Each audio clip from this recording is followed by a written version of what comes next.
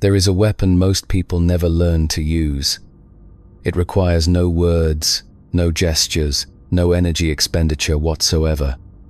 It is the complete withdrawal of response. And in the right hands, it dismantles power structures faster than any argument ever could. Consider what happens in the human brain when someone expects your reaction and receives absolute nothing. Not anger, not defense, not even acknowledgement. The neural pathways designed to predict social outcomes begin misfiring. When that prediction engine fails, a quiet desperation takes hold. They repeat themselves. They escalate tone. They expose their strategy while you remain an impenetrable void. This is not the silent treatment. The silent treatment is transparent emotional punishment, easily identified and dismissed. What we are examining is strategic non-response. The calculated refusal to participate in a transaction you never consented to. If you value understanding the strings that pull the world, subscribe. This is the silent psychology. Like this video to signal you are paying attention. Marcus worked in a high-stakes legal firm where a senior partner, David, had perfected the art of public humiliation as a control mechanism. Aggressive questions in front of clients, undermining comments disguised as mentorship, calculated interruptions designed to provoke defensive reactions that would justify further dominance displays. Marcus recognized the architecture of the trap. David needed an emotional response to complete the power ritual. Anger would prove immaturity. Over-explanation would signal insecurity.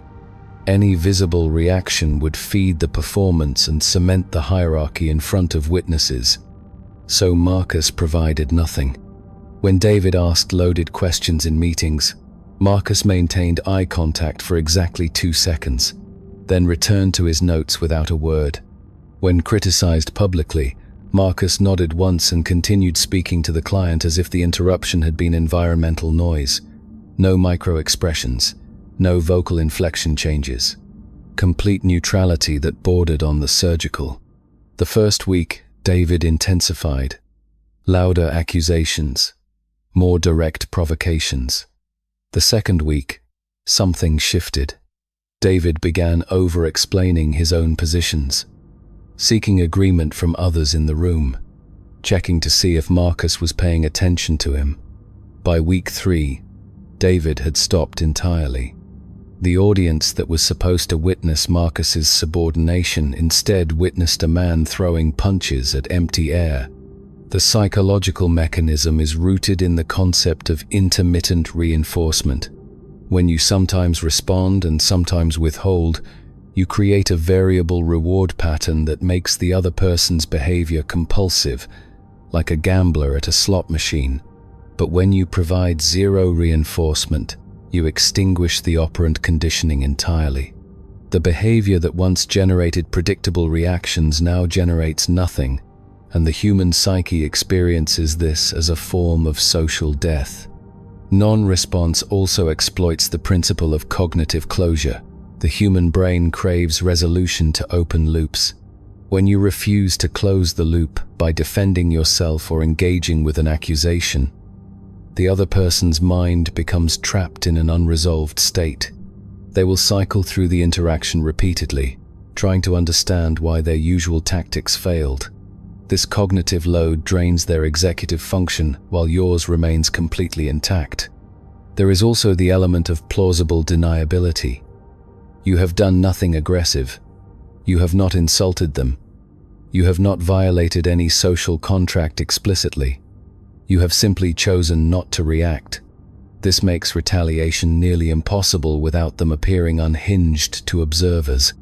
How do you recognize when this tactic is being deployed against you? Look for the asymmetry of investment. If you find yourself repeatedly trying to get a reaction, clarification, or acknowledgement from someone who remains consistently neutral, you are likely being managed. If you are explaining yourself to someone who never asked for an explanation, you have already lost positional advantage. The key distinction is intent. Someone processing trauma may withdraw as a survival mechanism. Someone strategically deploying non-response maintains full awareness and control, choosing precisely when to engage and when to vanish. If this pattern feels familiar, you already understand more than you think. Subscribe and share to survive the hierarchy.